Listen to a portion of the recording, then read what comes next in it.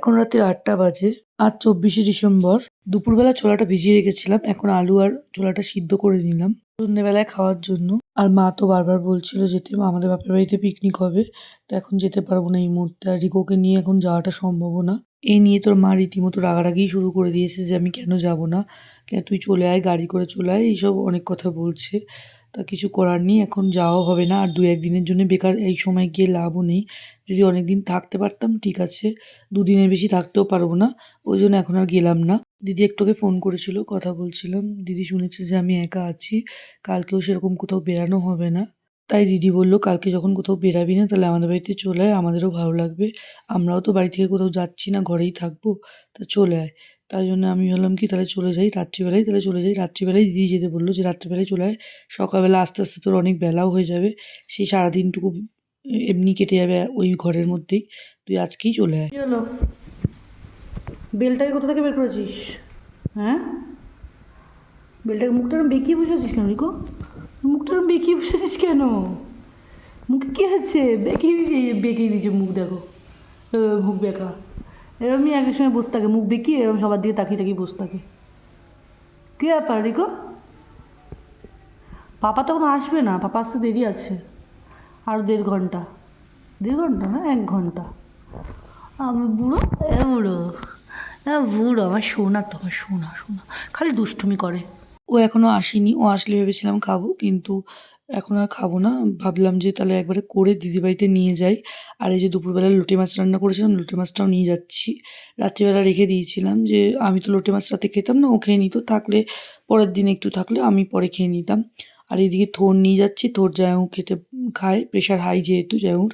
আর বাকি যে বাসনগুলো পড়েছে, ভাত ফাতগুলো যেগুলো এক্সট্রা ছিল সেগুলো ফ্রিজে রেখে দিলাম। এত তাড়াতাড়ি তো রিকোকে খেতে দেবো না, দিদিদের বাড়িতে গিয়ে রিকোকে ভাত দিয়ে দেবো। আর রিকোরও লোটে মাছ আছে, রিকোর লোটে মাছটা ফ্রিজে রেখে দিয়ে যাচ্ছি। ওই লোটে মাছ নিয়ে যাওয়া সম্ভব না, ওর তো আর সিদ্ধ লোটে মাছ ঝোল ঝোল আলু দিয়ে ওই নিয়ে যেতে গেলে গায়ে ঠায়ে পড়বে। আর ওকে নিয়ে যেহেতু আজকে বাইকে করে যাব, ওই জন্যে আর নিয়ে যাচ্ছি না। আজকে আর টোটো ভাড়া করছি না, আজকে এমনি বাইকে করে নিয়ে চলে যাবো। সেরকম তো ব্যাগ ট্যাগ নেই, ২-১টা ব্যাগ ট্যাগ আছে, ওতেই হয়ে যাবে, আমাদের ৩ জনে চলে যেতে পারবো। আমার রান্নাঘরের কাজ শেষ, শুধু গ্যাসটা মুছে নিলেই হয়ে যাবে। গ্যাসটা মুছে নিয়ে তারপর এখন জামা কাপড় গোছাবো। গরমকাল হলে বেশি জামা কাপড় লাগে না, কিন্তু শীতকাল যেহেতু সোয়েটার ২-১টা নিতে হবে, আর রিকোরও জামা নিতে হবে। আর রিকোর জন্য কার্পেটটাও নিয়ে যাবো, কেননা কার্পেট ওখানে নিচে শোবে। দিদিদের বাড়িতে কার্পেট আছে, তাও নিয়ে যাচ্ছি, কেননা আমাদের বাইকে মাঝখানে ওকে কার্পেটের মধ্যেই বসিয়ে নিয়ে যেতে হবে। মাঝখানে যেহেতু একটা অনেকটা গ্যাপ আছে, ওই গ্যাপটার জন্য ওর পেটে লাগে, তাই জন্য কার্পেটটা মাঝখানে বসিয়ে নিয়ে তারপরে ওকে বসাবো, তাহলে ওর লাগবে না।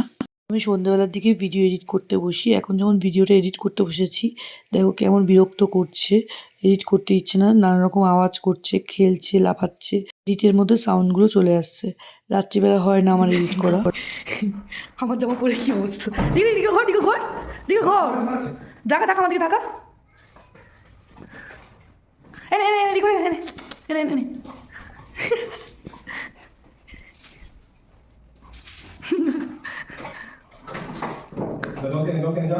ও এলো ৯টা ১০-এ, তারপরে আমি রেডি হলাম, তারপরে এখন বেরাচ্ছি। রিকো যে গেঞ্জিটা পরেছে ওটা আমারই গেঞ্জি, ওটা আমার একটু টাইট হয়, তাই জন্য ওকে পরতে দিয়েছি। ওর আবার একটু ঢিলা হচ্ছে। আর পরেছে দেখো ফুলাতা, তো খালি হাত থেকে নেমে যাচ্ছে, আর ও বিরক্ত হয়ে যাচ্ছে। দিকটা বেশি ঠান্ডা, তাই জন্যই ফুলাতা গেঞ্জিটা পরালাম। আর এদিকে দিদির বাড়িতে আমরা চলে এসেছি। রাস্তায় তো জানোই কোনো ভিডিও করতেই পারি না, অনেক ভিডিওতেই আমি এই কথা বলেছি। আর এদিকে এসেই বুচুন আবার আদর করতে শুরু করে দিয়েছে। ও আসার সময় নিয়ে এসেছিল কেক, আর আমরা ২৫শে ডিসেম্বরের জন্য অপেক্ষা করিনি, সেদিনকেই খেয়ে নিয়েছি সবাই মিলে কেকটা। অনেকটা রাতে যেহেতু এসেছি, প্রায় আস্তে আস্তে আমাদের ১০টা বেজে গেছিলো, তাই জন্যে এসেই খাওয়া দাওয়া করে নিয়েছিলাম। সবারই খিদে পেয়ে গেছিলো, দিদিরাও বললো খাওয়া দাওয়া করে নি। কেকটা তো খাওয়া হয়েই গেছে, তারপরে আবার ভাত খাওয়া হয়ে গেছে। আর দিদিকে বলেছিলাম হালকা কিছু রান্না করতে, আর তাই বেশি তেল মশলা আমার ভালো লাগে না খেতে। আজ ২৫শে ডিসেম্বর, পরের দিন সকাল। মানে একজন আছে, I think it's enough.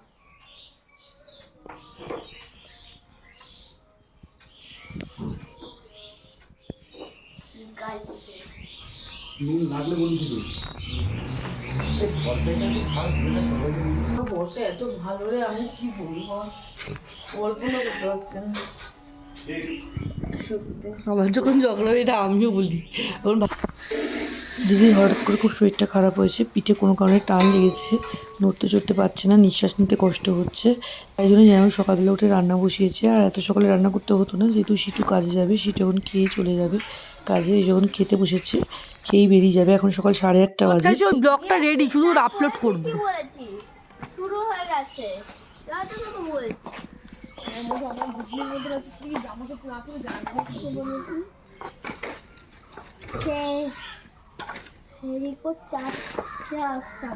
শুরু হয়েছে বলি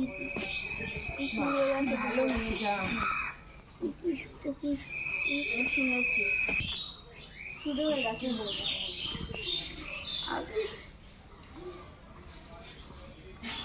দৌড় করছে, দৌড়াচ্ছে দেখো, আর একজন দৌড়াচ্ছে দেখো পাগলের মতন। এদিক দিয়ে হেঁটে আসি আমার দিদি এই মানুষের বাড়িতে ঢুকিস না, তাড়ি দেবে। তারপর তুই বললি ওই দৌড়াতে দৌড়াতে আসছে, খুলে গেছে এটাই বলবি ও সিংহর মতো লাগছে দৌড়াতে দৌড়াতে আসছে। সিংহই আমার, এই সিংহ। बिहार बिहार चलो ইকো আয় ইকো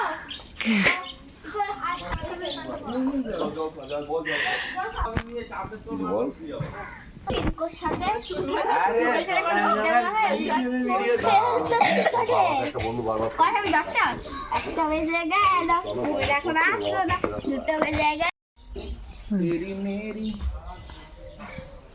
এই রিকো তাকা, এই রিকো।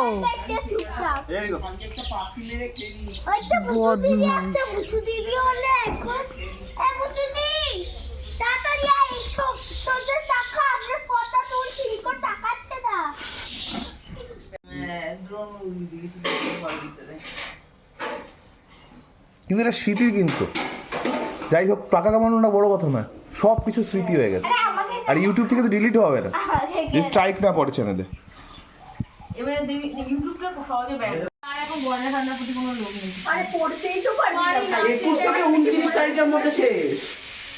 ফেব্রুয়ারি 21 শুরু 29 শেষ। এই তো ফেব্রুয়ারি 20-24, 21 থেকে 29 ক্লাস 1 to 9 ইয়ার নিয়েছিলাম। কাটটা এগুলো তাই হবে। 6 তারিখে 79টা আছে। তুমি বেশি করে তুলবো তুমি। লিটার এসি দেবো আর লিটার ইকোনমি নেবো।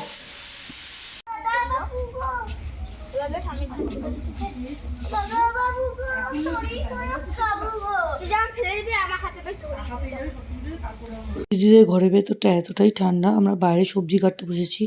আর এদিকে জ্যাউদের অনেক কাঠ আছে, ওই জন্য জ্যাউ বললো কি মাংসটা আমি রান্না করে ফেলছি কাঠে।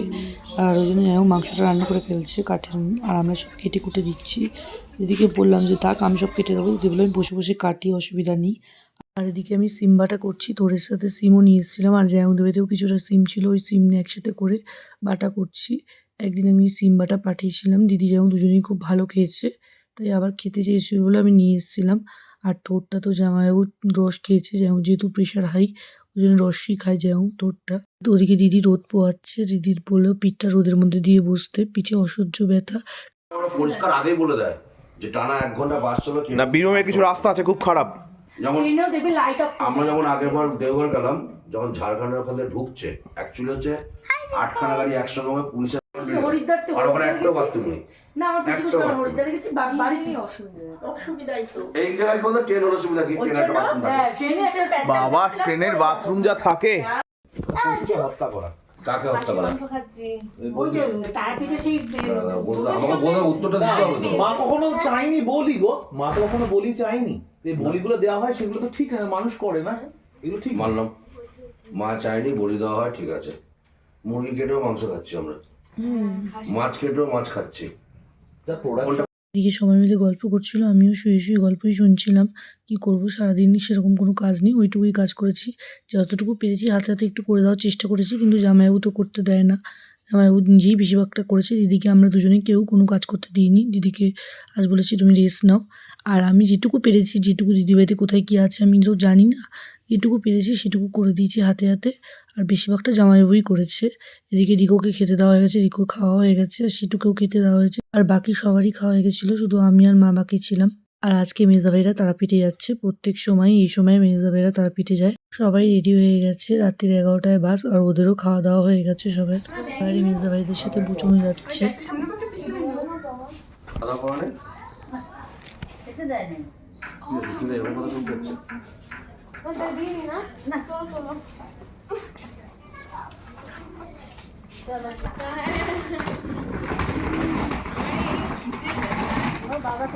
মাঝে মাঝে ফিডব্যাকটা খুব কষ্ট।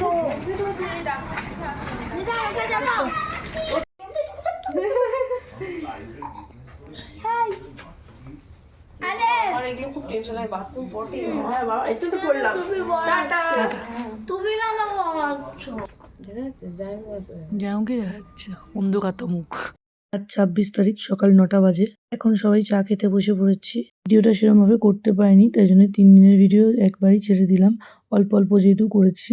আর দিদি আজকে একটু ভালো আছে, আগের দিন ডাক্তার দেখিয়ে এসছে, তারপর দিদি এখন একটু ভালো আছে। আজকে আর চা দিয়ে বিস্কুট খাচ্ছি না, আজকে চা দিয়ে কেক খাচ্ছি। আর আগের দিন মেজদা ভাই কেক দিয়েছিল, সেই কেকটা আগের দিনই খাওয়া হয়ে গেছিলো 25 ডিসেম্বরের দিন। আর এই কেকটা যেটা খাচ্ছি সেটা হচ্ছে সিটু এনেছিল, সেই কেকটাও খুব ভালো ছিল খেতে। এটা এখন চা দিয়ে খাচ্ছি সবাই মিলে। রিকোকে বিস্কুট দেওয়া হয়ে গেছে। রিকো তো এখানে এসে মিনি বিস্কুটই খায়, বাড়িতে টোস্ট খাওয়াই এখন আর মিনি বিস্কুট খাওয়াই না। মঙ্গলবার জামাইবাবু একটু বাদেই মন্দিরে যাবে। সকালের পর থেকে কোনো ভিডিও করতে পারিনি, তারপরে সেরকম কোনো কাজও ছিল না, একটু আধটু কাজ করেছি। আজকে সবাই হালকা হালকা খাবারই খেয়েছি, কালকে যেহেতু মাংস টাংস খাওয়া হয়েছিল। এরকম কেউ বাড়িতেও ছিল না, মাও গেছিলো পুজো দিতে। আর দেখানোর মতো কিছু ছিল না, তাই জন্য আর কিছু ভিডিও করিনি আমি। এখন আমরা যাচ্ছি হচ্ছে কুলের পাটের মেলায়, তাই জন্য রেডি হয়ে গেছি। বিকেল 4টে বাজে এখন। কোথাওই বেরোতে পারিনি, সারাদিনটা বাড়িতেই ছিলাম, তাই আমরা ভাবলাম কি কুলের পাটের মেলায় ঘুরে আসি। ঘরে বসে থেকে কী করবো। মায়ের কাছে রিকো আছে, মাকে বলেছি তুমি ঘরেই থাকবে, কোথাও বেরিও না, আর ওকে রেখে দিয়ে কোথাও যেও না। ও মানে একা থাকতে চায় না, আর অন্য জায়গায় তো আর অসুবিধা হবে। ঘরে তাও আমাদের বাড়িতে ফ্ল্যাটের মধ্যে কোনো সমস্যা হয় না একা থাকলে, কিন্তু এখানে সমস্যা হবে। একা থাকলে কিছু খেয়ে টেয়ে নেবে, আর বাই চান্স যদি কেউ দরজা টরজা খুলে ঢুকে পড়ে, তাহলে ও বেরিয়ে টেরিয়ে গেলে মা সামলাতে পারবে না, আর মা তো ওকে সামলাতেই পারবে না, আমি সামলাতে পারি না। মাত্র ও ছাড়া রিকোকে কেউ সামলাতে পারে না।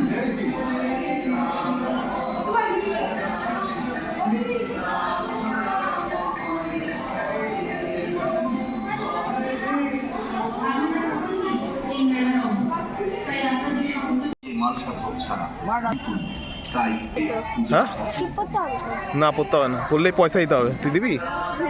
হ্যাঁ তাহলে তুই দেখি যা। দেখো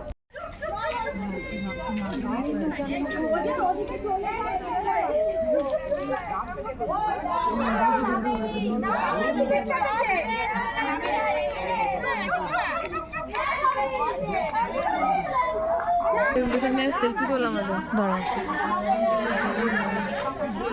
মেলায় ঢোকার সাথে সাথে এই ঝিলের ধারে এসেছি। ঝিলের ধারে আসার সাথে সাথে দেখি কি একটা 9-10 বছরের বাচ্চা ডুবে যাচ্ছিল, খেলতে খেলতে পড়ে গেছে, আর কতগুলো বউ মিলে গিয়ে ওকে বাঁচিয়েছে। আর একটু হলেই ডুবে যেত, সবাই পড়েছে, সাথে সাথে বাঁচিয়ে নিয়েছে, আর আজকে খারাপ কিছুই হয়ে যেত। মেলাতে এসেছি, মেলার ভিডিও এই পুরোটা এই জায়গায় এখনো মেলা ঠিকঠাকভাবে বসেনি, তাই জন্য আমরা কিছুই কিনতে পারিনি। ওই জন্য পুচকুই খালি একমাত্র একটা খেলনা কিনেছে, আর ওই জন্য আমরা অন্য মেলায় যাচ্ছি। পাল্লাদারের ওখানে একটা মেলা হয়েছে, সেখানেই যাচ্ছি। এই মেলাটা সামনে যে একাদশী আছে সেই সময় নাকি ঠিকঠাকভাবে বসবে, আমি ঠিক জানি না, মা বলছিল, মানে আমার শাশুড়ি মা বলছিল। দই ফুচকা চাটনি ফুচকা খাই না, ওই দিকে যাবো। হ্যাঁ ফুচকা তো খাবো। এই বলা গ্যাসে না টক খেলে কিছু হয় না। হ্যাঁ আমরা খাওয়াচ্ছি।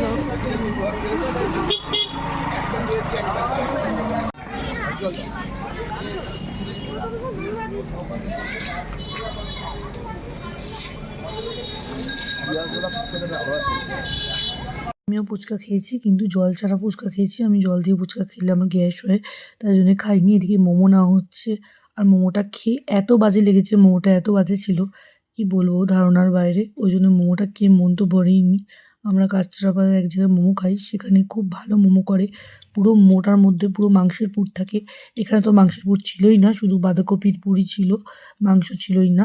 আর বাঁধাকপির পুরটাও ঠিকঠাক দেয়নি, একদম ফাঁকা ফাঁকা পুর। মধ্যে ময়দার যে লেয়ারটা আছে সেটাও মোটা ছিল, পাতলা লেয়ার ছিল না, একদম ভালো লাগেনি খেতে। এই জন্য মেলার মোমো খাই না খুব একটা, কিন্তু দেখে মনে একটু খাই। দাঁড়া দিচ্ছি দাঁড়া ওয়েট কর, যাচ্ছি আমি।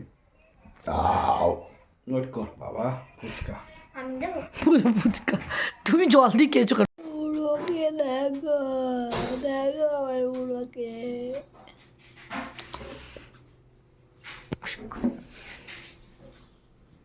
কে মা সবজি কাটছে আলু ফুলকপি তরকারি করবে বলে। আর দিদির শরীরটা তো এখনও ভালো হয়নি, আগের মতন হয়নি এখনও, ওই জন্য দিদিকে করতে দেওয়া হচ্ছে না। আর এদিকে জামাইবাবু রুটি করছে, রাতে আমরা রুটি খাবো বলে। আজকে আর ভাত খেতে ইচ্ছে করছে না, কদিন ধরে ভাত খাচ্ছি। এতে রাতে রুটি খাই, রাতে ঠান্ডায় ভাত খেতে ইচ্ছে করে না, ঠান্ডা বলে না গরমকালেও আমরা রুটি খাই। উপরের লাইটটা অফ করে দিয়েছো সুইচটা, দাও তো, তালা দেওয়া হয়নি। মেলা থেকে আসার পরে পুচকু বসে বসে আমার হাতে মেহেন্দি করে দিল। আর মেহেন্দিটাকে করে দিয়েছে দেখো, উল্টোপাল্টা যা পেরেছে করেছে। আর একটা মেহেন্দি ওটা চিটুর বিয়ের সময় ছিল, ওই মেহেন্দিটা নষ্ট টষ্ট হয়ে গেছিলো নাকি বুঝতে পারলাম না। হাতের মধ্যে কেমন গোটা গোটা র্যাশ টাইপের উঠে গেছিলো আর চুলকাচ্ছিল। আমি তো ভয় পেয়ে গেছিলাম যে কী হলো, হঠাৎ করে এরকম র্যাশ টাইপের হলো কেন। আমার কোনোদিনও হয় না, অনেকবার মেহেন্দি পড়েছি, এরকম হয় না, কিন্তু এবারে হলো। যাই হোক, ও এসে গেছে, আমরাও এখন খাওয়া দাওয়া করে নেবো। আজকে বাড়ি চলে যাবো, আজকে আর থাকবো না। আজকে রুটি খাবো, রাতে রুটি খেয়ে বাড়ি চলে যাবো। পাগল হয়ে গেছে বাড়িতে এসে।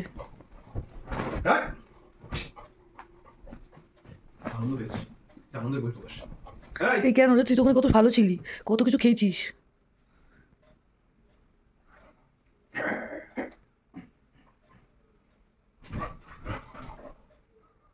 এরিকো,